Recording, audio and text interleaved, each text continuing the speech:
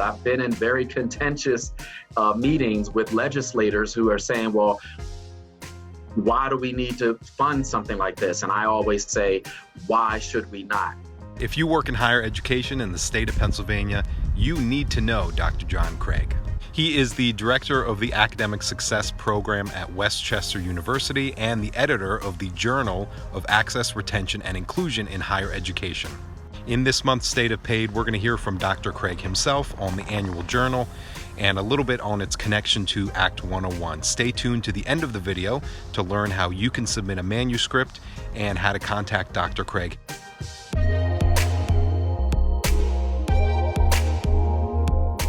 The Journal of Access, Retention, and Inclusion in Higher Education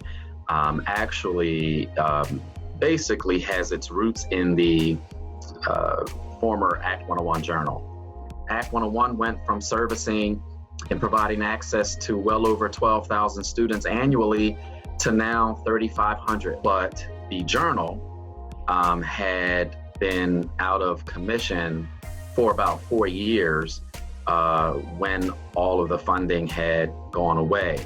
We really needed a vehicle by which legislators, those who had the purse strings, could see the efficacy of what we do and what we've done since 1971.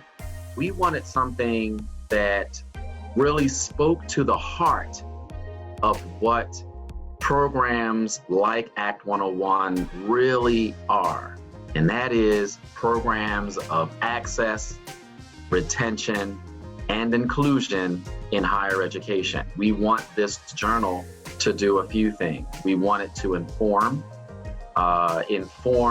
policy. We want it to inform practice. We want it to inform retention efforts. How can we spend more money to build prisons in Pennsylvania than we do in education? I think we have a real duty. I think that it's unconscionable that in 2019 that we have a shrinking level of literacy in not just Pennsylvania, but nationally.